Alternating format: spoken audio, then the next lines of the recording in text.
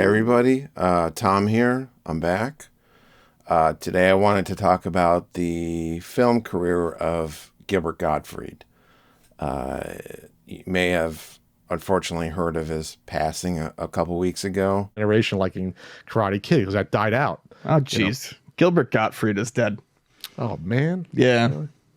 Oh, Gilbert. He was primarily known as a stand-up comic. We're talking 50 years in the business, on stage, making regular people laugh their asses off. Just feel-good material that the common man can relate to. Hitler had a grandson who was a convicted child molester. Imagine being the embarrassment to the Hitler family. Is there anything worse than being the Hitler who the other Hitlers don't talk about?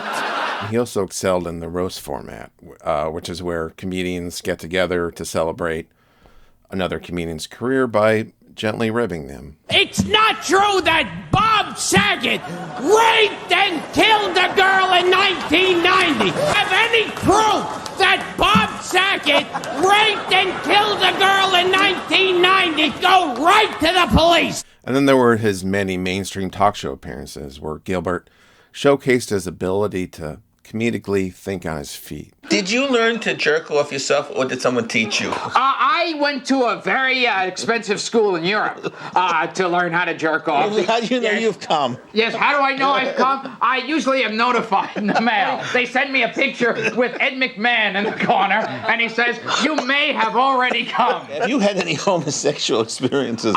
Constantly. I'm getting by this show. You just me by hiring me on this show. And then there are the many one-on-one interviews so you could get a sense of the man behind the image. Tell me about how you stay young. I stay young by drinking the blood of rats. But he's probably most well known to general audiences as a voice actor for various animated and kid-friendly roles. Who are you? Seymour Smoke, smoke detector.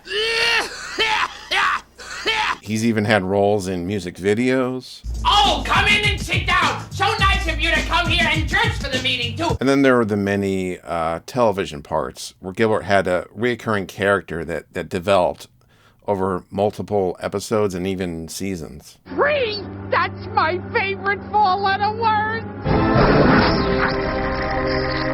Children of the night. And like any 80s comedian worth the salt, he even had a failed pilot. Can I have a chapstick? Cherry, please? Yeah, cherry flavored. Yeah, that's I eat about 5 of these a day.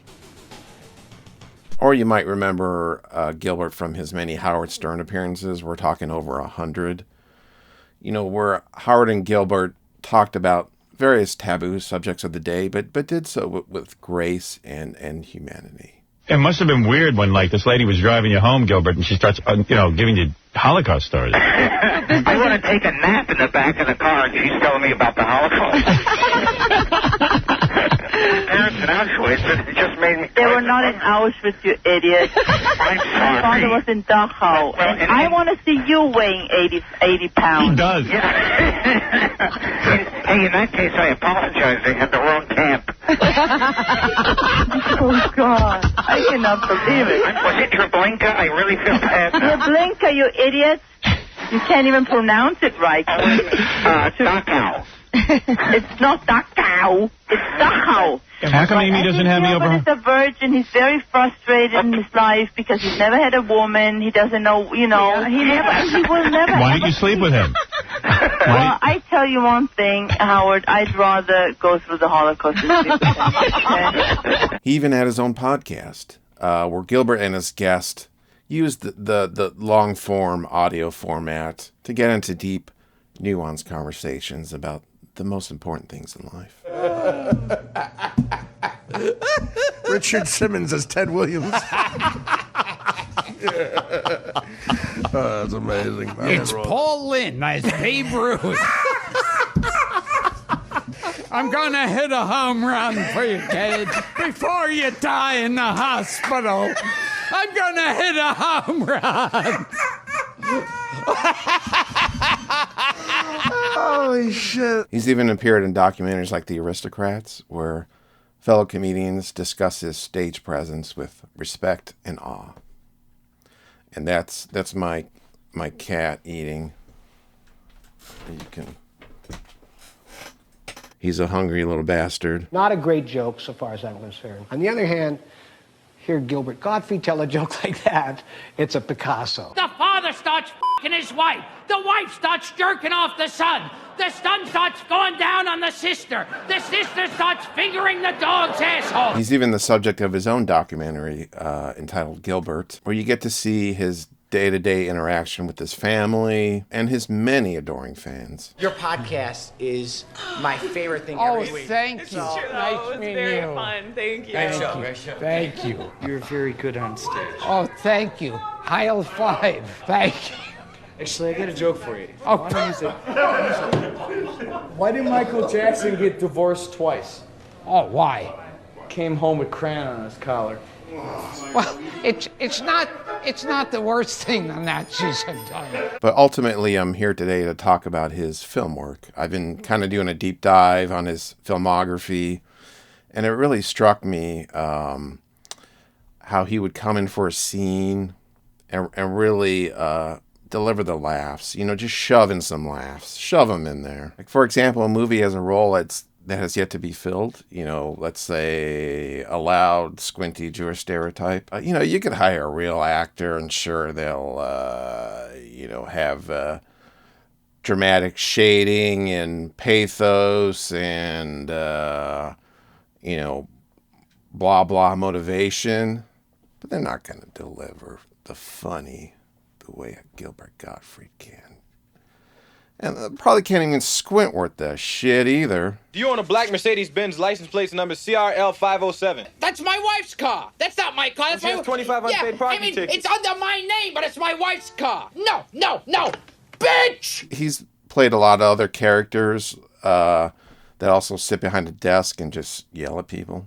Being a principal's great because I hate children. I bark and they do what I say. Anything. Crawl around on old fours. They do that. Would you mind jumping out of the window? Okay, sure, Mr. Principal. Out they go. I don't hear it say, hire me. A great resume goes, please hire me. And doorman. Gilbert Gottfried. It's onion booty. It makes a grown man cry. A security guard.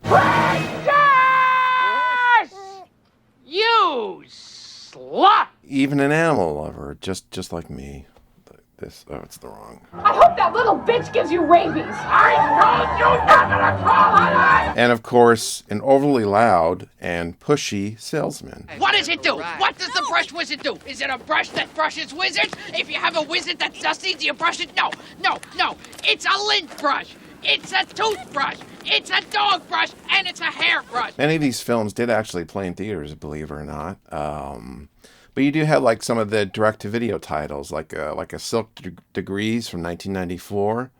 You know, you're thinking, do I really want to spend $1.99 renting this thing? Looks kind of cheap.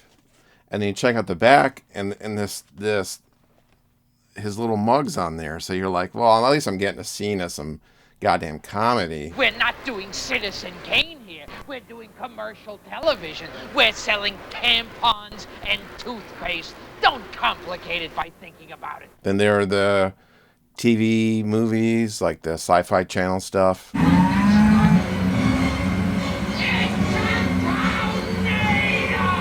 He's even shown an ability to kind of disappear into a role. When he's played actual historical figures, and you're like, is that Gil? No. You got to check the credits. I'm not Hitler. We've heard that story before, haven't we? Once it's explained, the devil will look at me and I say, goodbye, devil. Hi, you schmucks. 77 years ago, I was broke. Just like you! In the 2016 film director's cut, he stretches himself again and plays a character that, if you can believe it, he's not screechy at all.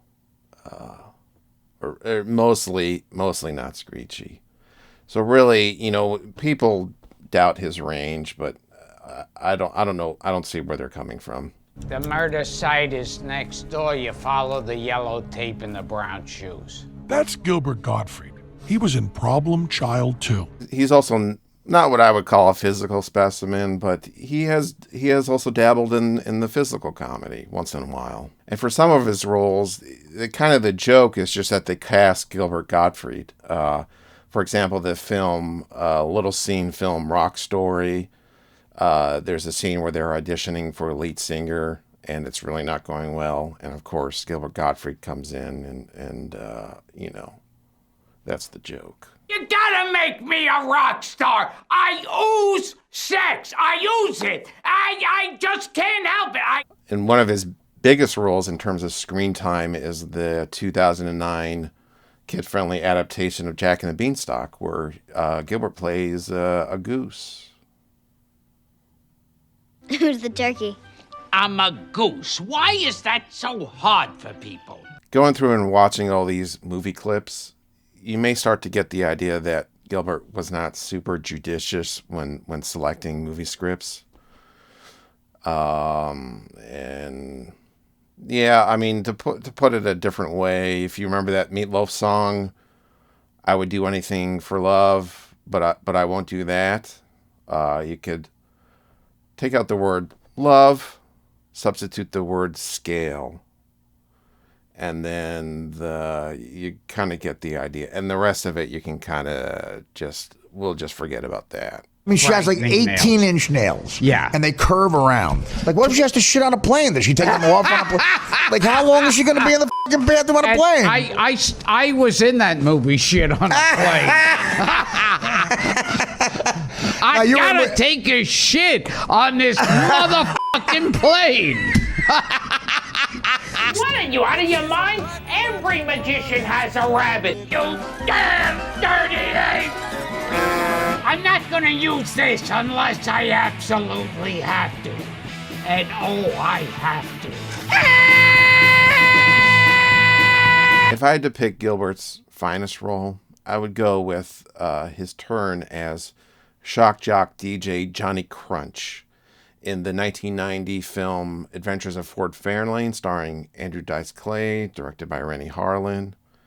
And not because his acting is that great in it or anything, but just kind of the circumstances surrounding it. Seriously, I make jokes about your mothers, but I know that they're just pathetic sluts who have no lives and have sex with midgets. And mainly because Gilbert kind of finally gets to channel his inner Howard Stern and kind of make fun of him, but also go toe-to-toe with Andrew Dice Clay, who he had previously relentlessly mocked on stage. I was in bed with this broad. She turns to me, she goes, Rewatching this scene, I can't help but think that the Dice Man would make a really good host for some kind of tribute to Gilbert's film career. Maybe not at the Oscars, but whoever would host it, Golden Globes or Cable Ace or Caroline's Comedy Club. You're okay, Johnny. It's to you. Sucking my dick. And usually it's kind of real actors that get these tributes. But I think there's something to be said for a comedian that comes in for a day and delivers the laughs and then gets the hell out. These type of actors, I think they deserve respect and tributes as well. So to wrap up, I just want to point out that I think Gilbert was fearless as a comedian. He would sell his own career out for a laugh, or his soul, or his family, his country, his rabbi, whatever you got. In a world where comedians do unfunny 10-minute bits without a punchline about how they went to Bed Bath & Beyond with their girlfriend or whatever because they want to seem likable to general audiences, it's really refreshing to actually have a comedian like Gilbert that was dedicated to, above all, being funny. So in that spirit, I'll leave you with one of Gilbert's jokes. Because in times of loss like this, comedy has a way of helping us cope. So thank you. I appreciate you watching. And if you have a favorite Gilbert joke or scene that he's in or something like that, I'd love to hear about it in the comments below. So thank you and have a great day. A woman gets into a really bad car accident. The man rushes from work over to the hospital. The doctor comes out. He goes, "Sorry, it's really bad news. Your wife was in a horrible car accident. Her face and body are totally mangled. She'll be crippled and paralyzed from the neck down. She's gonna need 24-hour care, of which your insurance is not going to pay for. You're going to have to wash her and feed her and keep turning her over in case she gets bed sores and rubbing ointment on her, and you'll have to change her pretty constantly because she'll have no control over her bladder or bowels." And the man breaks down crying, and the doctor goes, "I'm just with you, she's dead."